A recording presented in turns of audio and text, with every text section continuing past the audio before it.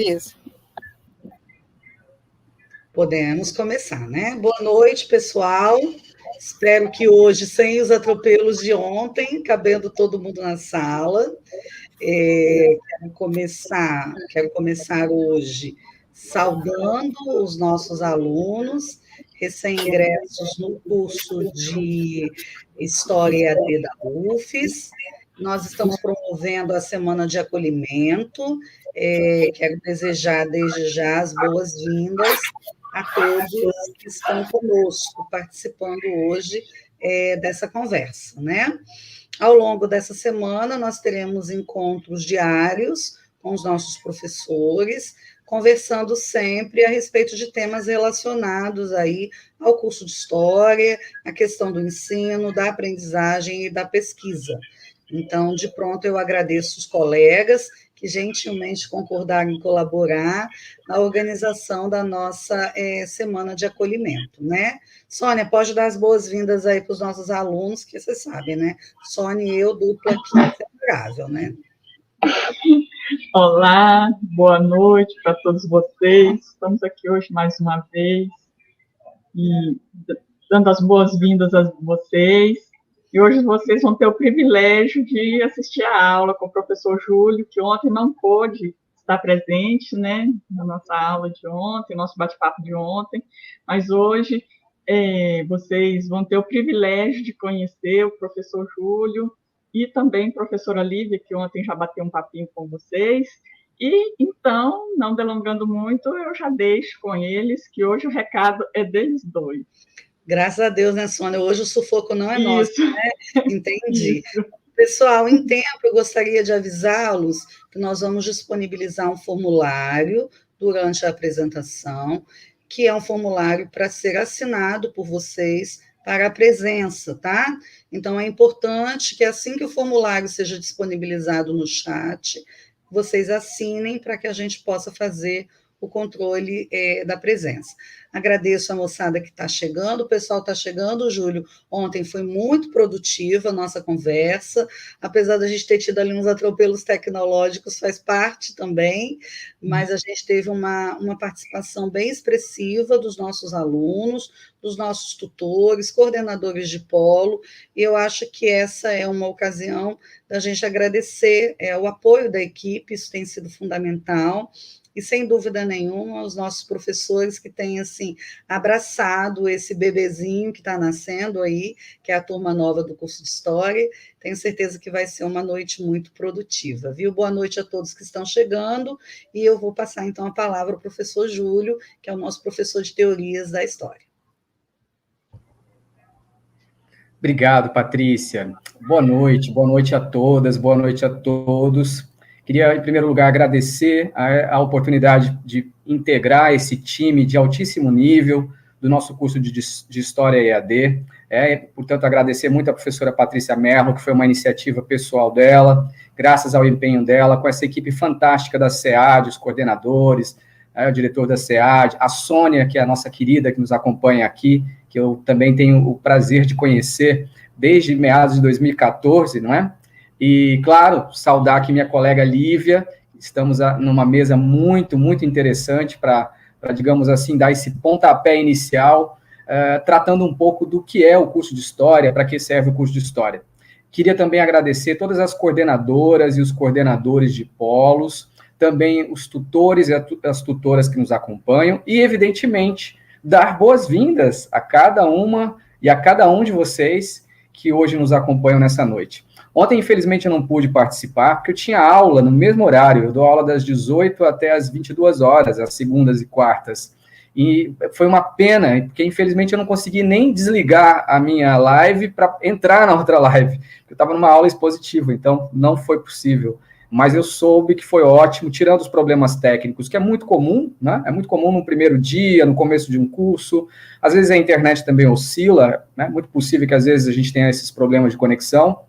Mas, graças aos deuses, aos orixás, às divindades, enfim, e à tecnologia, eu tenho certeza que isso vai ser sanado e que hoje e nos próximos dias vocês terão aí uma boa conexão.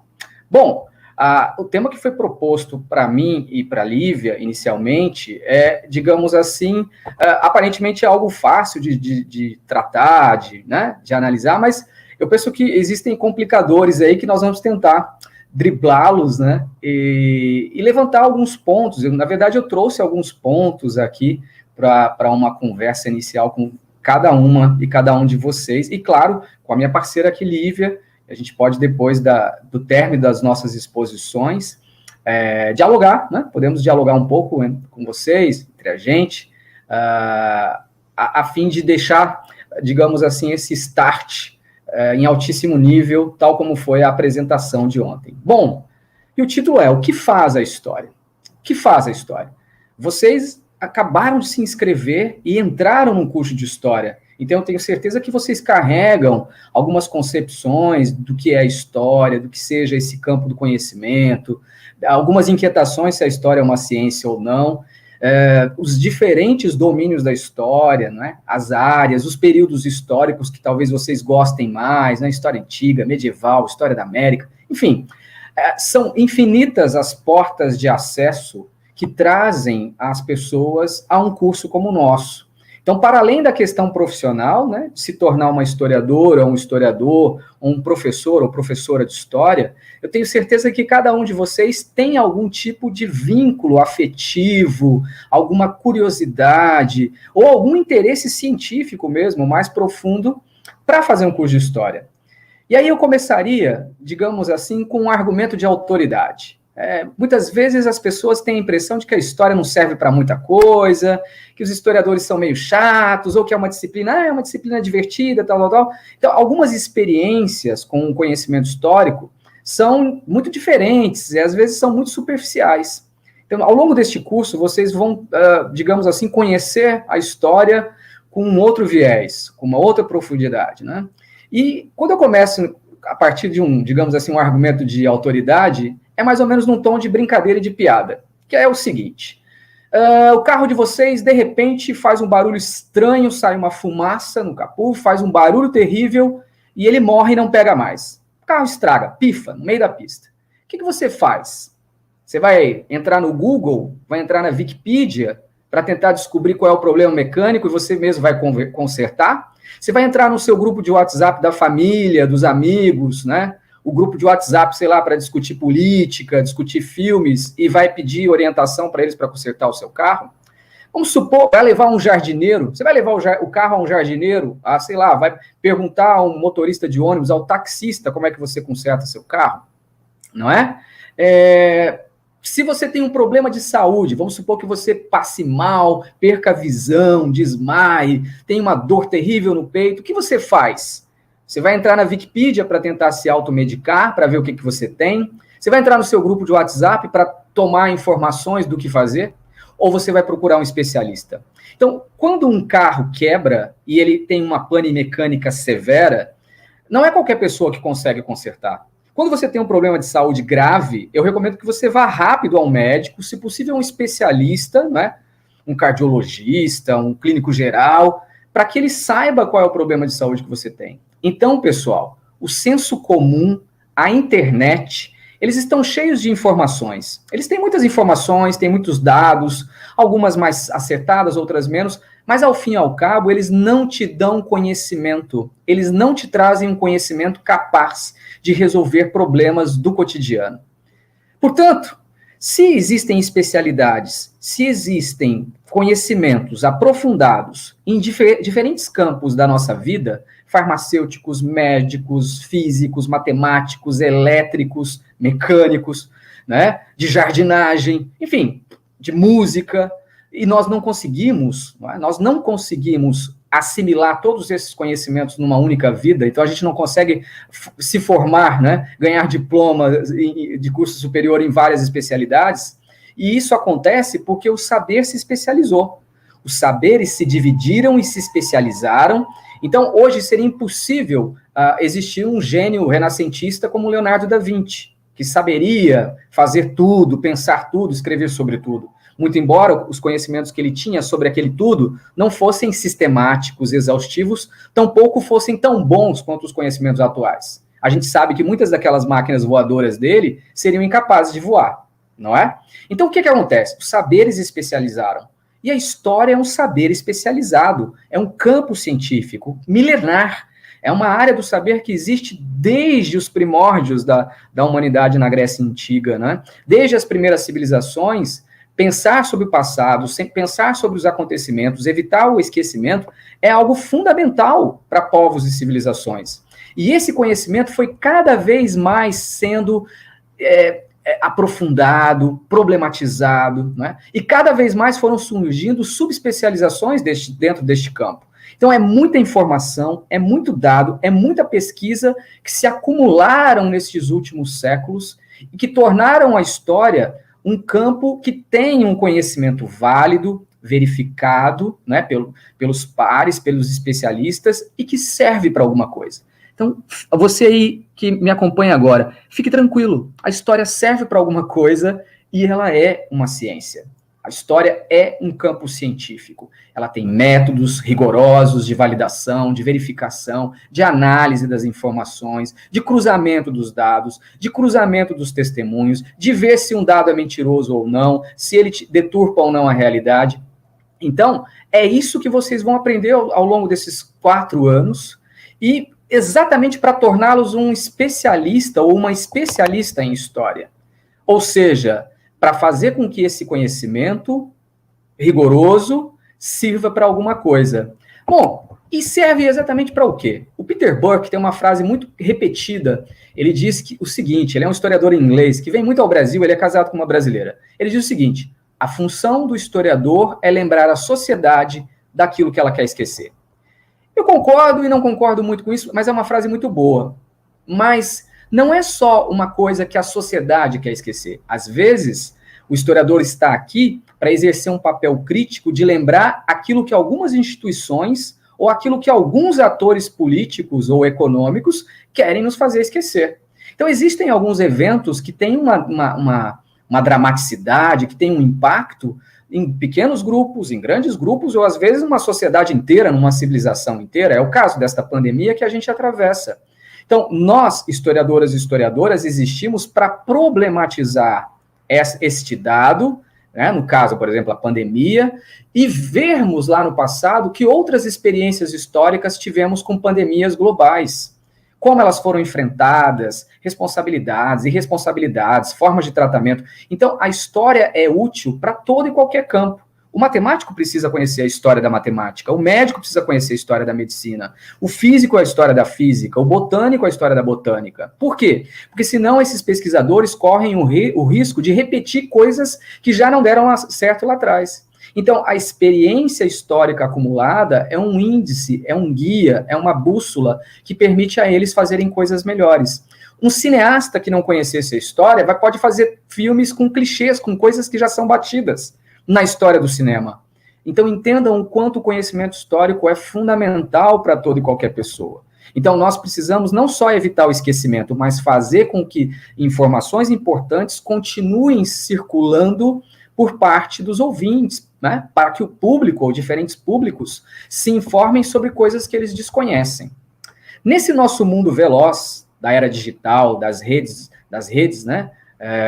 De internet, enfim, dos grupos e tal, de um jornalismo midiático online, né, imprensa online, registrando dados, registrando eventos, acontecimentos históricos, eu diria que a história se faz ainda muito mais necessária. Esse volume enorme de informações gera muito esquecimento, gera muita dúvida, gera muita angústia. E volto a dizer, dado, informação, não é pesquisa, não é conhecimento. Ele é apenas uma referência inicial, um ponto de partida, que aí, com os devidos aparatos teóricos e críticos, você extrai dele conhecimento, não é? E aí, qual é o grande problema, não só do mundo geral, mas do Brasil? Essa intensa atualização online, essa infinidade de informações, inclusive históricas, que nós temos na internet, provocam muita angústia, muita confusão, muita desorientação. Então, nós, historiadores e historiadoras, combatemos alguns fenômenos relacionados com isso. O presentismo, o negacionismo, as fake news e o próprio esquecimento histórico. A gente está aqui, de fato, para lembrar e para preservar o que é importante, o que vai ser necessário para orientar determinados grupos, indivíduos e sociedades na sua trajetória rumo ao futuro. Há um historiador naturalizado norte-americano, que é o Hans Ulrich Gumbrich, que eu e Patrícia folgamos em tê-lo como amigo, né? É professor na Universidade de Stanford, ele já veio ao UFES a convite nosso 2 ou 3 vezes. Ele diz o seguinte, ele diz que agora, no século XXI, parece que a história não tem muita coisa a nos ensinar. As pessoas acham que a história não serve para muita coisa. Por quê? Porque, de acordo com o diagnóstico que ele faz, né, ele diz o seguinte, nós já aprendemos muito com a história, mas parece que hoje as pessoas querem ser orientadas ou terem a sua agenda pautada por outros campos, em primeiro lugar, e a história vem lá na fila, mais lá depois. Então, é como se as pessoas hoje quisessem muito, tivessem muita necessidade de informações, por exemplo, médicas, por conta da pandemia. Então, assim, a informação médica é muito importante para nós agora, mas também informações, o quê? Jurídicas são importantes, informações políticas são importantes, não é? Informações jurídicas, o direito é um conhecimento muito acessado no presente. Mas isso não significa que a história é menos importante do que cada uma dessas áreas. Depende do porquê vamos mobilizar e qual é a necessidade que temos deste passado, desta análise do passado. Qual é o grande problema, né, dessa sociedade rápida de informação online? O problema é que as pessoas nem tanto se informam por especialistas, mas se informam por gurus, coaches, digital influencers, por memes de WhatsApp, né? Então eu defendo, né, eu estou aqui com o Lívia para defender que vocês recorram aos historiadores e às historiadoras. Eu vou dar um exemplo para vocês de uma outra amiga querida nossa, que é a Lilia Schwartz, que é uma professora que eu conheci quando fazia meu doutorado na USP, que era muito amiga de minha orientadora. Eu não sou tão amigo dela, enfim, mas me considero aí um colega muito próximo, e ela é uma pessoa muito querida. Vejam o Instagram da Lilia Schwartz. Ela está o tempo todo trazendo inquietações do presente e lançando mão do conhecimento histórico para orientar-nos, para fazer um exercício crítico sobre o presente. Então, ao invés de você procurar o coach, ao invés de você procurar um meme, ao invés de você procurar um canal do YouTube ou a Wikipedia, você pode fazer isso, mas depois disso, procure um historiador, procure um texto histórico, procure uma historiadora e veja se a análise que ele faz ou ela faz, esse historiador ou essa historiadora, batem com aquelas coisas que você tem ouvido no seu dia a dia, no seu cotidiano. Vocês vão se surpreender, porque muitas vezes o que você ouve no dia a dia não bate, não coincide, é equívoco, é errado, é algo que leva à desinformação histórica. E digo mais, nós atravessamos também um outro desafio importante, meninos e meninas que estão aí nos polos ou nas suas casas. Qual é?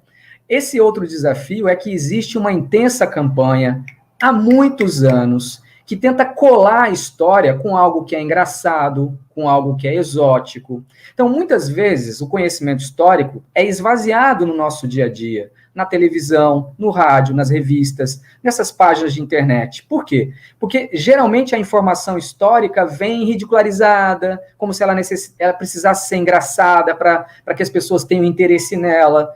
Mas, gente, conhecimento não é só algo divertido. A medicina não é uma coisa só divertida para o médico, ela também é uma coisa séria. Então, há uma campanha intensa de esvaziamento da importância da história. Não é só no Brasil, em vários lugares do mundo. Mas no Brasil há uma coisa pior, que é o boicote e a difamação aos historiadores e às historiadoras. Ao invés de nos convidarem para programas de televisão, para debates, convidam outros profissionais para falarem sobre o passado. Ou convidam pessoas que não necessariamente vão trazer aquilo que é mais atual, aquilo que é mais importante, aquilo que é necessário. Então, a sociedade brasileira, na televisão e na internet, ela é bombardeada todos os dias por um esvaziamento da história, e que representa a história ou o passado, seja como essa coisa caricata, engraçada, ou como um repertório de lições cívicas. Dia do Índio, 7 de setembro, descobrimento do Brasil, absolutamente informações esvaziadas, desconectadas, e que, digamos assim, não tem aquela pegada de historiador e de historiadora. O Michel de Certeau, que é outro teórico da história muito importante, lá em 1976, ele escreveu um livro. E nesse livro, A Escrita da História, tem um capítulo chamado Operação Historiográfica, que a gente vai discutir nesse curso. E lá ele começa fazendo uma pergunta: o que faz o historiador quando faz a história? Que é a pergunta dessa nossa mesa. E eu já estou encaminhando para a minha conclusão, hein? Fiquem atentos e atentas aí. Então, o que faz, afinal, o historiador ou a historiadora? Então, a gente faz muita coisa. E aí eu acho que é isso que eu quero dizer aqui para vocês hoje. Por quê? Mas, antes de entrar nas minúcias, nós realizamos um trabalho especializado que produz um tipo particular de mercadoria. Gente, nós somos trabalhadores como qualquer outro trabalhador. Aliás, né, uma profissão agora regulamentada, reconhecida pelo governo federal, não é? Então, nós desenvolvemos um trabalho, e quando a gente termina esse trabalho é o quê? É o conhecimento histórico.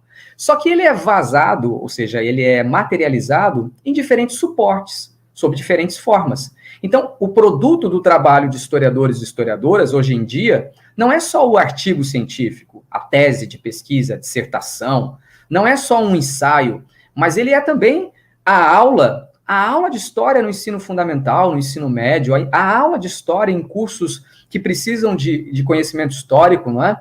Mas é também o jogo pedagógico, é desenvolver jogos para diferentes faixas etárias, trabalhando o conhecimento histórico, é desenvolver jogos, games para computadores, é produzir vídeos para o YouTube, é desenvolver pesquisas em arquivos, museus, centros de documentação, mas é também produzir podcasts, gravações, áudios, é fazer entrevistas, é dar consultoria a empresas, a órgãos públicos, não é? Além disso, é também, né, fazer pesquisa, vender pesquisa para órgãos públicos e privados, para empresas, não é? É fazer história de famílias, não é? A gente pode fazer uma infinidade de coisas, mas precisamos ter bem definido, né, para todos nós, o que é, então, fazer a história. E eu, para minha conclusão, vou distinguir aqui 3 tipos do que seja isso, fazer a história. Em primeiro lugar, nós fazemos história no sentido histórico mesmo. Por quê? Porque nós percorremos uma trajetória na Terra, né? Como diria a Lumena do Big Brother, Brasil 21, né? Todos nós temos uma trajetória. Então, compreender essa trajetória e os elos que a nossa trajetória individual tem com o coletivo, com os grupos que nos cercam, isso explicita uma dimensão ética da história. A história tem uma importância ética. Um segundo resultado do que é fazer a história tem a ver com fazer no sentido de estudar o passado, ou seja, produzir um tipo de conhecimento científico que nos leva a essa dimensão científica da história. Então, ela tem uma dimensão ética, porque fazer a história é fazer a sua própria história, é você viver, fazer as suas escolhas, tomar os seus caminhos, tomar as suas decisões. Será que a história é importante para a gente tomar esse tipo de decisão de vida? Caso não caso, tenho filho, não tenho, compro um carro, não compro. Será que eu devo consultar só o economista para ver questões de ordem financeira? Ou será que algum tipo de orientação histórica sobre o que é o casamento, o matrimônio, o que era no passado, o que é no presente, também pode me ajudar? Críticas que são feitas, por exemplo, a diferentes formas de união, não é? Homo e heterossexual no presente, que são diferentes formas de matrimônio, não é? Será que isso também pode ter uma importância? Isso nos leva à dimensão ética, não é? E quando a gente pesquisa esse tipo de, por exemplo, de questão relacionada com o matrimônio, a gente está caminhando para um outro fazer da história, que seria essa dimensão científica. Mas temos ainda uma última dimensão, e essa dimensão seria fazer a história no sentido de ocupar espaços determinados no mercado de trabalho, ou seja, trabalhar com a história, o que nos leva a uma função didática do conhecimento histórico. Então, existe uma questão, olha só, 3 dimensões que eu vou destacar aqui nessa minha aula rápida, essa conversa rápida, né? Não é bem uma aula, mas a primeira seria essa função existencial, de orientação mesmo existencial, que nós precisamos de saber de onde viemos, para onde vamos, por que somos assim, não é? Existe uma dimensão científica para quem queira se, né, debruçar na pesquisa histórica, e existe uma última, que é como que a gente comunica, como que a gente transmite o conhecimento histórico. E essa é uma dimensão fundamental, que no presente nos exige esses talentos e essas habilidades que nós não tínhamos no passado. Antes a gente era formado, né, e éramos treinados, historiadores e historiadoras, professores e professoras, a darmos aulas, a preparar uma aula, elaborar uma aula, né? O espaço da sala de aula era o espaço mais importante do mercado de trabalho dos historiadores e historiadoras. Hoje não. Hoje nós estamos nos reinventando, exercendo diferentes atividades e funções nos mais variados campos e atividades que existem por aí, que eu já dei algumas palas para vocês lá atrás, né? Já dei algumas pistas para vocês lá atrás de onde nós podemos, enfim, trabalhar, né? Exercer o nosso conhecimento. E aí, só para refinar mesmo, a título de conclusão, o Jorn Rusen, que é o historiador alemão em que eu me inspirei para pensar essas 3 funções, ele diz o seguinte, ele diz que a história, todos nós deveríamos conhecê-la e conhecê-la profundamente para que a gente pudesse se orientar no tempo. Então, vou pegar o caso dos negros e das negras no Brasil, não é? Negros e negras no Brasil, a história para eles é fundamental para que eles se orientem historicamente e reconheçam a sua importância, o seu papel na sociedade brasileira, e entenda o preconceito, a discriminação. Por exemplo, quando a gente pega dados econômicos, dados sociais sobre a população negra, a gente vai ver que eles, historicamente, foram vilipendiados, ocupam no mercado de trabalho as piores profissões. Então, os indicadores sociais e os indicadores econômicos dão um retrato muito negativo da população negra no Brasil. Por quê? Porque, historicamente, ela herda as mazelas da escravidão no Brasil. Então, a escravidão no Brasil, né, a escravização de negros e negras, no passado, criou um problema grave que continua no presente. Né? Outra coisa importante para o sentido da orientação histórica é a gente entender do porquê essa proliferação de fake news e de discursos negacionistas no presente. Será que não foi porque a gente abandonou a história, tornamos ela um conhecimento desimportante? E em relação à história como pesquisa, será que não é importante a gente problematizar um pouquinho mais o que é o 7 de setembro, o que é o 19 de abril, o 22 de abril, perdão, o que é o Dia da Consciência Negra? Será que a gente não precisa tornar para a sociedade um pouco mais claro o que é tudo isso, o dia de Corpus Christi, o que é a Páscoa, para a gente pensar num dado que é o calendário cívico, né, ou dos feriados, né, o Natal? Será que a gente não pode analisar esses objetos historicamente, né? E, por fim, há uma função didática da história. A história hoje é uma profissão regulamentada. Vocês têm direito a um espaço exclusivo para vocês no mercado de trabalho, não é? Então, há uma tarefa urgente da gente organizar isso, né? Antes, qualquer um podia dar aula de história no ensino médio fundamental. Bastava o diretor da escola falar, venha dar aula de história. Agora não, agora fica um pouquinho mais complicado, não é? Preencher essas vagas no mercado de trabalho. E, por fim, meus queridos e minhas queridas, a gente tem um enorme desafio pela frente, que é desenvolvermos outras ferramentas didáticas, outras linguagens, para que a gente possa se inserir no debate público, dando atenção a interesses e necessidades históricas variadas nos mais diversos canais possíveis. E, em especial, a internet, que é isso que a gente está fazendo agora. Obrigado, estou aqui para a gente conversar já já. Eu agradeço, Júlio, fala ótima, muitas contribuições, muitas questõezinhas para ficarem fervilhando na cabeça. Espero, na verdade, que tenha suscitado sobre os nossos alunos já alguns questionamentos, que eu sei que eles terão oportunidade de analisar com mais calma, mas eu acho que foi sensacional a gente ter a oportunidade de passar em linhas gerais, não é, os grandes eixos que orientam hoje o pensamento historiográfico. Eu te agradeço muito pela fala, ao mesmo tempo descontraída e carregada de informações, tá? Obrigada por enquanto. Meninos, eu sei que vocês estão penando aí alguns com o nosso formulário de presença, mas eu quero dizer para vocês que a gente está resolvendo como conseguiu, tá? Infelizmente, algumas coisas a gente vai ter que ajustar ao longo do processo. Então, quem tiver algum problema, depois faz contato com o tutor e a gente resolve a questão da frequência, tá bem? Não precisam se desesperar. Bom, de pronto eu já vou convidar, então, a professora Lívia, tá? Para poder fazer sua fala. Vou pedir, professor, que você se apresente também. Eu sei que você se apresentou ontem, mas fala um pouquinho da sua disciplina. E aí, depois, a gente abre para alguns outros comentários ao final, viu? Obrigada por enquanto. Ok. Pessoal, boa noite, saudações a todos, alunos, nossa coordenadora, os demais colaboradores do curso, ao Júlio, meu querido colega. É muito bom estar com vocês nessa oportunidade, novamente aqui, né? Já me apresentei um pouquinho ontem, mas vou falar um pouquinho mais sobre mim hoje, né? Bom, eu sou a Lívia, sou professora de História, num colégio federal lá no Rio de Janeiro, chamado Colégio Pedro II. Eu não sei quantos de vocês já ouviram falar.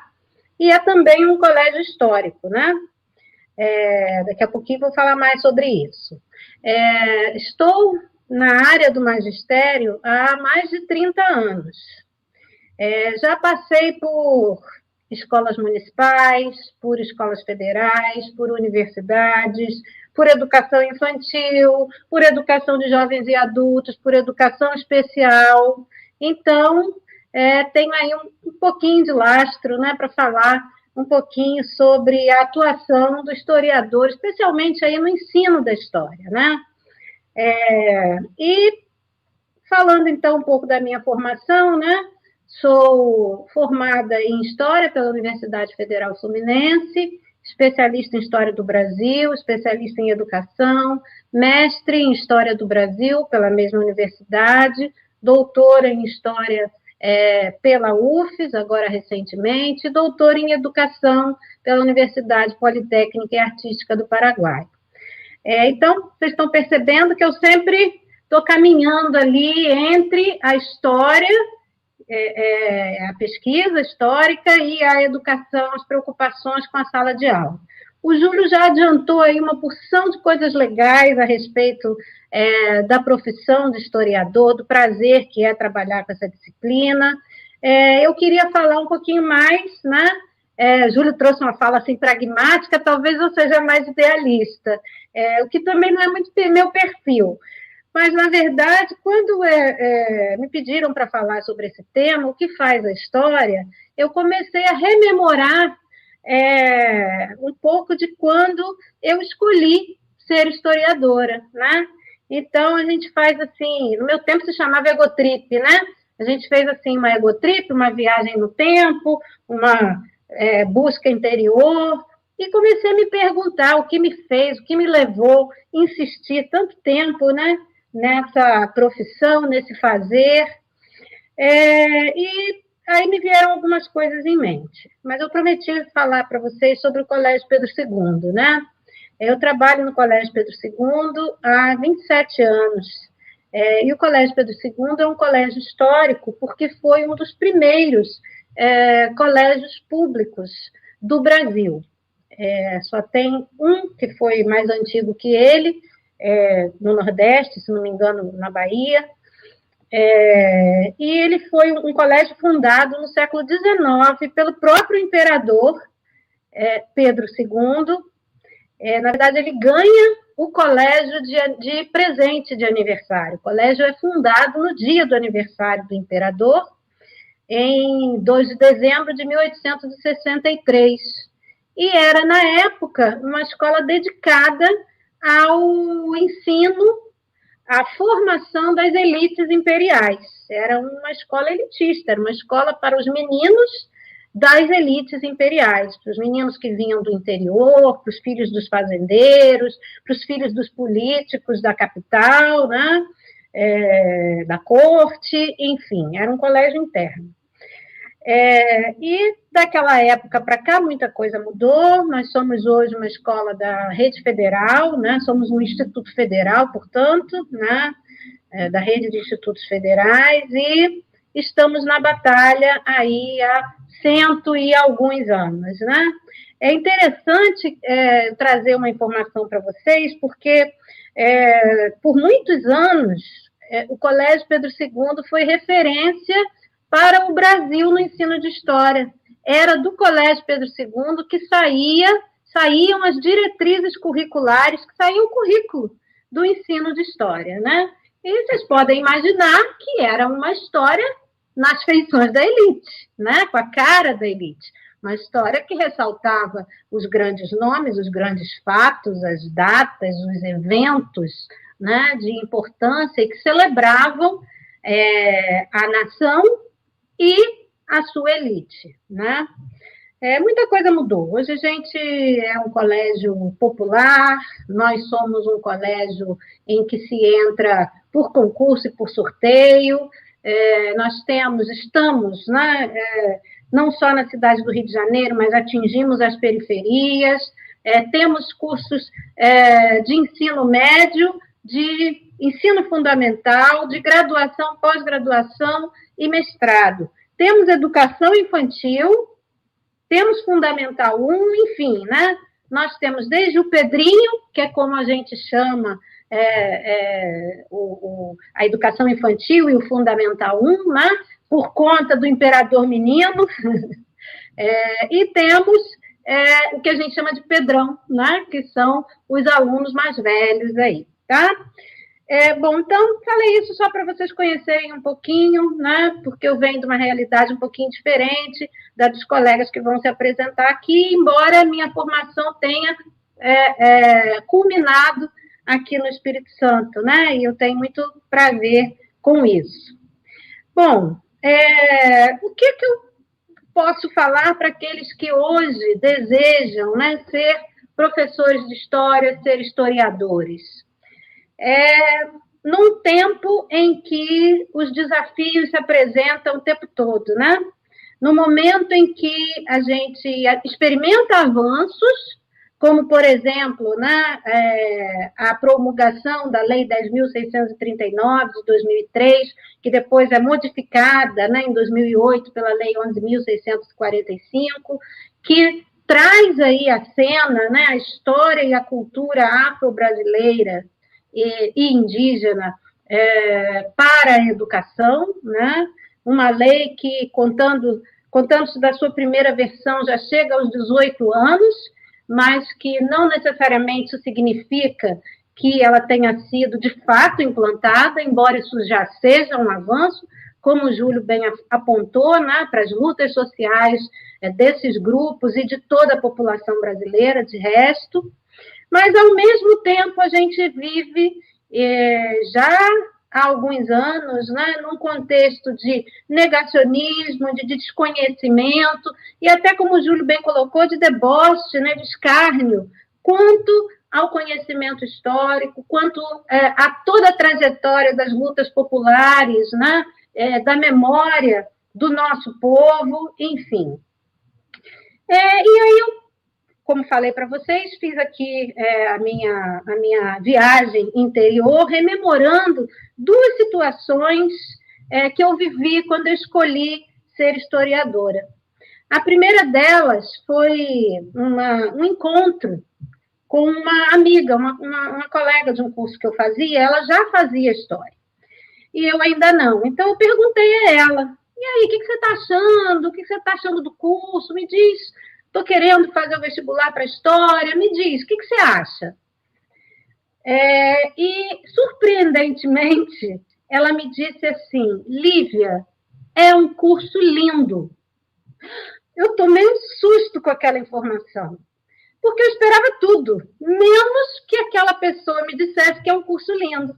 Eu esperava que ela fosse me dizer que eu ia fazer muita leitura, que eu ia ter que estudar diferentes épocas, que eu ia, enfim, né, ser professora ao fim e ao cabo, pelo menos a princípio, e que o salário não era lá muito compensador, enfim. Eu achei que ela fosse me dizer, os professores são bem rigorosos, você está numa universidade federal, o povo pega pesado. Mas ela não me disse nada disso. Ela me disse simplesmente que era um curso lindo. E eu guardei essa informação. E fui para os primeiros períodos e me encontrei lá na disciplina do Júlio, né? Lá na teoria da história, com um autor que nos é muito caro, Mark Bloch, primeiro período do curso de História, disciplina de teoria da história, e aí a gente é convidado a ler Apologia da História, que é um livro de Mark Bloch, um historiador francês, que viveu no início do século, em meados do século, né? Ele morre em 44, no contexto da Segunda Guerra Mundial. E ele escreve, nesses últimos anos de vida, resistindo à ocupação nazista na França, ele que era historiador, judeu, um historiador engajado nos combates pela história, né? Que viveu numa época de negacionismos, que precisou se posicionar, que viveu a Primeira Guerra e que trouxe para a história as suas impressões sobre a psicologia daqueles homens que viveram naquela época, né? Ele nos chama a fazer uma apologia da história. E ele dá um segundo título ao livro, Apologia da História ou O Ofício do Historiador. E eu não pude recusar voltar a esse livro, porque esse livro me impactou de duas formas. Há duas passagens ali que eu nunca mais esqueci. Mas antes, deixa eu falar um pouquinho de Marc Bloch, né? Falei que ele trabalhou na resistência francesa contra os nazistas. Marc Bloch foi preso, foi torturado pela Gestapo, que era a polícia política dos nazistas, e foi fuzilado. Ele morreu fuzilado em junho de 1944. Esse livro, na verdade, é uma obra póstuma. Foi publicado depois por seu amigo Lucien Febvre, um outro historiador importante aí, do movimento dos Annales, que vocês vão ver aí mais detidamente com o Júlio. E a edição que eu tenho, o Júlio falou da Lilia Schwartz, né, prefaciada pela Lilia Schwartz, então nós estamos aqui dialogando entre autores e textos e ideias, né? E duas coisas, como eu disse para vocês, ele fala logo na introdução desse livro, que para mim é paradigmático, embora algumas visões ali a respeito do próprio fazer histórico já tenham sido até mesmo superadas, né? Superadas não no sentido de que ele não tenha deixado grande contribuição, né? Mas superadas pelo próprio movimento de fazer histórico. Ele começa dizendo que ele escreve o livro para responder a uma pergunta do filho. Papai, então me explica, para que serve a história? E o livro é a sua resposta, tanto para essa criança, que era seu filho, quanto para a academia. E aí ele me diz a primeira coisa, que me marcou para sempre. Não existe para um escritor, e aí eu vou botar para um historiador ou para um professor, elogio mais belo que saber falar ao mesmo tempo aos doutos e aos escolares. Essa é uma questão que eu procurei levar para a minha vida inteira como professora. É preciso, como historiadores, como professores de história, sabermos falar tanto com a academia quanto com a escola, tanto com a academia quanto com o público em geral, tanto com os meus pares, a professora Patrícia, o professor Júlio, os outros que vão circular aqui, quanto com o aluno de primeiro período, tanto com o meu aluno de ensino médio, quanto com o meu estagiário, que eu não sei se está presente, mas eu convidei. Ele está se formando em História também, nós temos um curso de História, uma graduação de História no Colégio Pedro II, e eu o convidei para estar presente. Assim como vocês, ele também está iniciando o curso, e eu preciso saber falar com ele, né? Nós precisamos nos comunicar nessa linguagem que é a história. E precisamos estar tanto aqui quanto lá. Isso, para mim, foi uma lição que eu tirei para a vida. E aí o curso já começou a ter beleza. Logo no primeiro período. Eu já comecei a ver ali a beleza de que aquela amiga me falava. É bonito a gente transitar nesse percurso aí da comunicação, daquilo que a gente pesquisa. É interessante que a gente seduza o público, o aluno, o leitor do livro, aquele que vai ver o vídeo, que vai ouvir o podcast, o público da live, o público não especializado. É belo trazê-lo na sedução, que a história tem, né? E aí eu vou pontuar aqui o segundo conselho do Mark Bloch, que é justamente a resposta à pergunta: para que serve a história? A resposta que ele dá, a princípio, é tão simples e, ao mesmo tempo, tão complexa, né, que até hoje me inquieta. Em suma, ele vai concluir que a história serve, sobretudo, para divertir-nos. Aí a gente fica, né, naquela história: poxa, mas nós estamos vivendo numa era em que, muitas vezes, o conhecimento histórico é ridicularizado, e a Lívia traz um autor que diz que a história é para nos divertir. Calma, pessoal. Existem níveis e níveis de diversão. E aí eu queria dizer para vocês como que eu consigo me divertir na história e como que a gente pode levar o aluno a se divertir com a gente, né? Primeiro, notando que a história não é uma sequência de fatos previsíveis que a gente arruma numa linha de maneira linear, né? De maneira hermética, que tem um início e um fim, e tudo arrumadinho ali, uma cronologia. Isso é crônica, não é história. A história é imprevisível. A história é aquele conjunto de eventos, de relações, das quais a gente não sabe muito bem que fim vai ter. Qual será, né, o desfecho? Isso é profundamente instigante. Isso não cabe em nenhum esquema de aula, em nenhum quadro sinótico. Isso é com a gente, professor. Isso é com as fontes.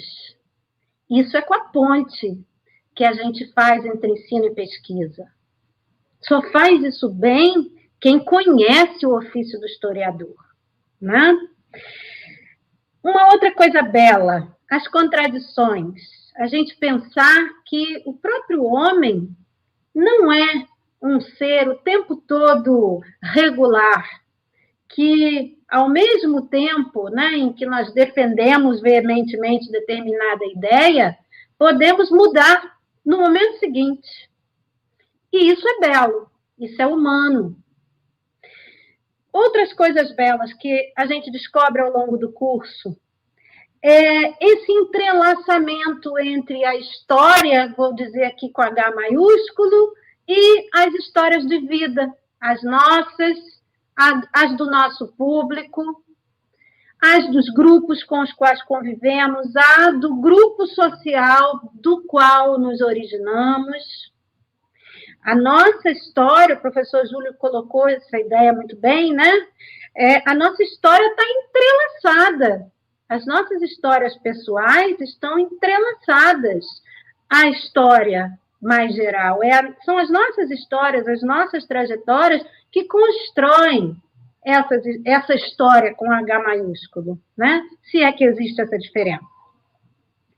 E a descoberta desse nosso lugar na história, a descoberta que o aluno faz de que ele tem um lugar na história e que esse lugar não é linear, não é previsível, que ele pode se modificar, ou seja, o horizonte de possibilidades e o entrelaçamento entre presente, passado, futuro.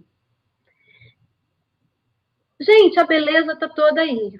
E aí eu consegui, de fato, entender, né, a fala daquela minha amiga. De fato, é um curso lindo. Vocês estão ingressando nesse caminho aí de beleza, mas também num caminho que envolve perplexidade, pavor, opressão, ódio. A gente tem que ter estômago para lidar com a história. É engraçado que, quando eu era jovem e escolhia a história, Eu vi muitos colegas escolhendo a história porque não queriam lidar com sangue, não queriam fazer enfermagem, medicina, não tive muita essa opção, não.